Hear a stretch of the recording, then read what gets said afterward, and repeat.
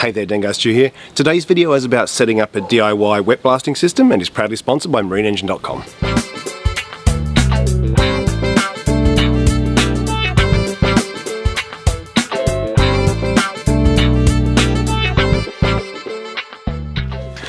So wet blasting is a pretty common technique for people who own steel boats and are doing a lot of the work themselves. So we'll go through exactly how I'm going to set mine up. I haven't got it plugged in yet, so I haven't even tried it, so we'll see how it goes, but I'll show you the whole process of getting it working and the bits I use. Wet blasting is where you take a regular pressure washer, water pressure washer, and inject some type of medium just before the water comes out the nozzle. And this can be bought as a kit. So this is what the one I bought looks like. It came with a length of hose, and at the end of the hose there's this kind of suction tube that you can just put into a bag of medium like garnet or something like that. Then the water comes in here, the garnet gets fed at the last minute and gets shot out by the high pressure water. This fitting on the end here is a standard for all pressure washers with quick connect fittings, as far as I know. Certainly works with this Kutch unit that I bought. And so all you need to do is take the end tip out, plug this in, and you're kind of ready to go. I have heard people having good success by just putting this into a container of medium, but I've also heard you get slightly better results, more consistent results, if you put it into a sandblaster, put your medium into a sandblaster, connect this hose to the sandblaster, and then put compressed air into the sandblaster at quite a low pressure, say about 40 psi. So that's what I'm going to try. This here is the sandblasting unit I've got. So you open the top here, put the medium in here, then underneath here is the hose where the sand comes out. Here it talks about a maximum pressure of 125 psi, and if you were doing a dry blast you really would want to have quite a high air pressure, because that is, you know, providing all the force that shoots the medium onto the material you're trying to clean. In our case we're looking at just providing enough pressure just to force feed the medium up towards the wet blast nozzle. Up here we've got a bit of a water separator and a pressure gauge on the top here. When I bought this sandblaster, it just had this threaded fitting up in here, and I had this one fitting which is a Nito fitting which matches the air compressor I've got, but it's a different thread going into here. So what I decided to do in the end, I couldn't find a Nito fitting with a larger thread, so I'm going to put some tape back on it, we're going to put this back in, and then I found a female thread Nito style fitting here that will go onto here, and then I can put my air hose on. So that's the first thing we'll do. Some fittings you find have this sealant already on the thread. These fittings I've got don't, so I'm just going to put some Teflon plumber's tape onto them. When I put the Teflon tape on, I always wind it clockwise while I'm looking at it. That way, as I wind it in, that top edge of tape is trailing backwards, so you're not going to peel it back. If you go the other way, you can just unwind it as you wind the fitting in.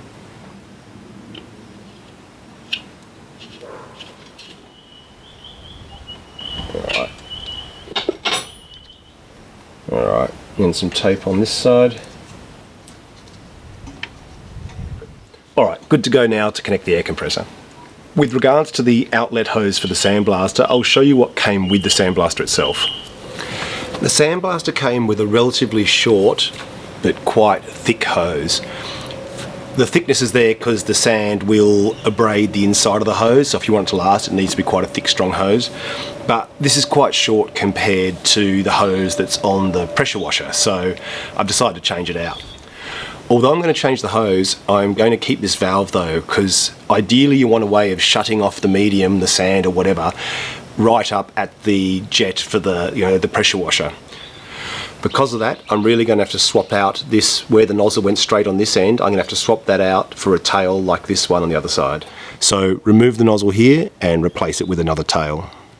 Alright, I'll keep this whole nozzle together, because I may want to do some dry blasting one day. So this is the spray gun for the pressure washer. What I'll do is I'll just put this quick connect fitting in that's going to add our medium, and then just get a sense of where I want to cut the line to put the valve in. I'm thinking somewhere sort of near the handle end of the lance, so I think I'll do it about here. Cutters like this give you a pretty good cut through hose, stops it sort of squashing and ending up a odd shaped sort of bird's mouth cut. I couldn't get a tail the exact same size as the other one on this valve. One's ever so slightly smaller, one is ever so slightly bigger. So I'm just going to see if the larger one fits in the hose. If it does, we'll run with that.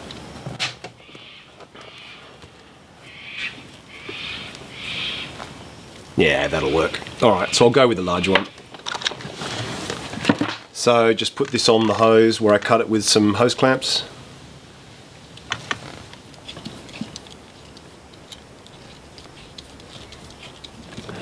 Alright, what I'll do first is I'll grab some garnet and we'll try using it in this sort of raw Venturi, sucking it straight from the bag mode, see how it goes, then we'll compare it to using the air compressor. The medium I'm going to use for this test is a 30 to 60 mesh garnet.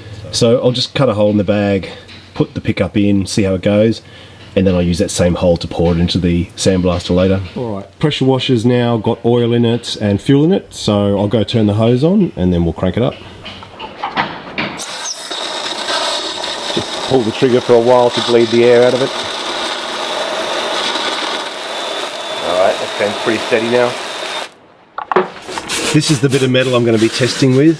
I've run the needle gun over this. This is the door I'm making for the boat.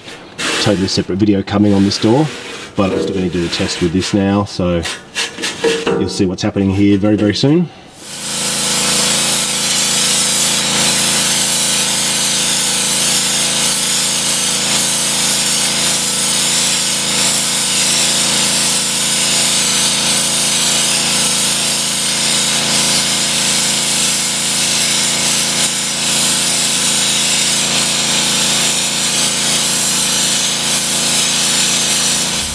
So, got to say, just having the pickup in the bag actually worked reasonably well. Surface has got that nice sort of matte sandblast or wet blast finish, which will be good for painting. I could definitely see the garnet coming through in sort of fits and starts. So let's put the garnet into the sandblaster, put 40 psi into the blaster, see how different that is. Step one is simply to pull the pickup off the end of the hose, and then just attach it to the bottom of the sandblaster with another hose clamp. Just open the filler. Dry funnel, very important all this stays very dry.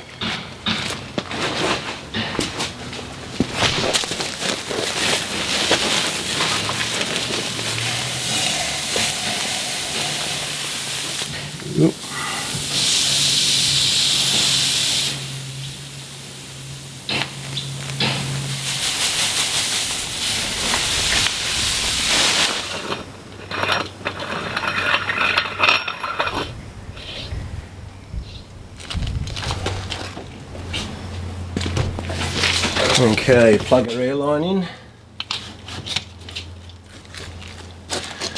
Fire up the compressor.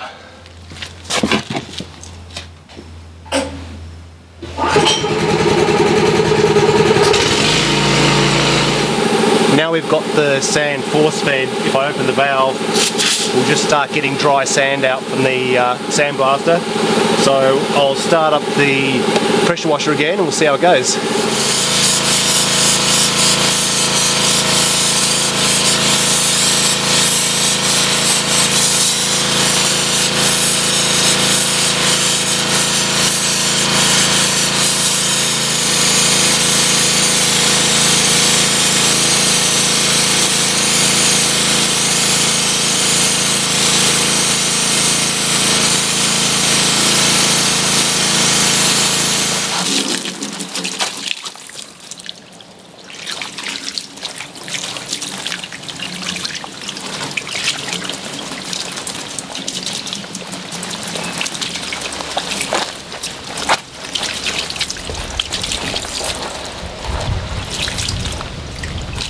Although I haven't been particularly methodical and consistent in my sort of application of this, you can see some sections that are a bit lighter and I think they're the cleanest sections, but I didn't notice any huge difference between simply sticking the pickup in the bag and having it fed with compressed air, to be perfectly honest with you.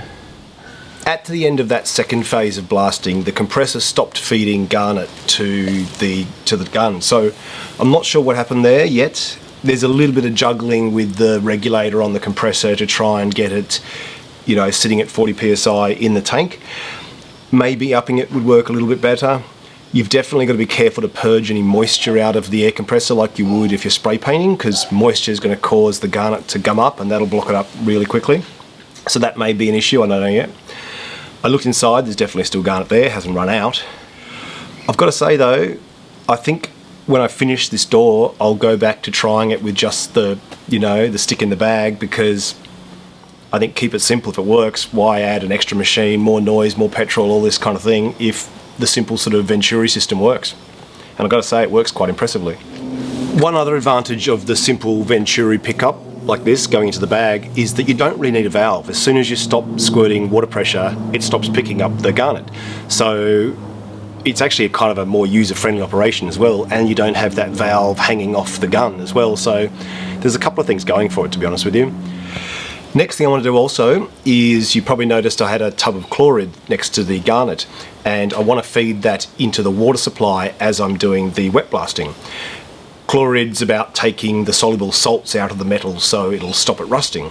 Then there's a product called Hold Blast that you put on afterwards as well if you don't intend to paint straight away. We'll be talking about both of those products in more detail because I'll be using them on the main hull, but I definitely would like a way to get the correct proportion of chlor-rid into the water that I'm using for doing the wet blasting.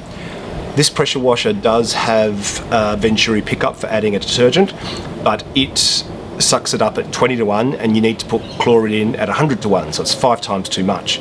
I don't believe there's any issue with that, but you're just wasting the product, you know. This is the Venturi detergent pickup here, so it's the final stage before it goes into the gun here, into the hose, with a little filter on the end. What I'm going to look into is whether I can cut this hose, put a little proportioning valve in line, and cut that ratio down from 20:1 to 100:1. I'm not quite sure how I'm going to figure that out, that I'm getting to exactly 100:1. I presume there isn't a sort of a linear relationship between the aperture of the proportioning valve and how much of the fluid's being picked up by the Venturi, and it's a little bit hard for me anyway to test the final outcome, you know, to test the solution coming out and seeing what concentration it is. Another good suggestion that John from chlor-rid had was, if you've got your unit proportioning at, you know, 5 times too much, then just make up a batch of the solution that's 5 times weaker, and then, you know, it'll come out in the mix. So that's probably the easiest way to go in the end. It's probably also worth talking about why wet blasting, and that's simply that without a booth, dry blasting's just, you know, it creates way too much dust for an amateur to do out in the field, really.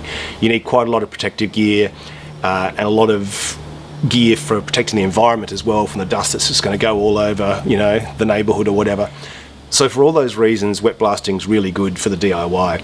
Everything just falls down, you can put a tarp down. Garnet you can actually reuse to a certain extent, so if you could collect it on a tarp, dry it out, maybe give it a sieve, pop it back in the machine. Obviously when it comes to steel it's a little bit counterintuitive because you're wetting the steel and you're worried about rust, but products like chlor-rid and Hold Blast can really help with that as well. So plenty more to explore in the wet blasting stakes, but building this door, for example, where it's a small thing, or want to be able to do it myself so I can just get on, paint it, prime it, get it on the boat, I think you need a DIY setup if you're looking to do a boat restoration. Having somebody come in professionally and do the whole hull is what I intend to do, but you can't keep getting that person in just to do every little bits and bobs that you want to fabricate or whatever. You could take it up to a regular dry sandblasting place, I guess, but that'll probably add up pretty quickly if you've got a few little bits to do. Alright, well take care, have a great weekend, and I'll see you next week. Bye.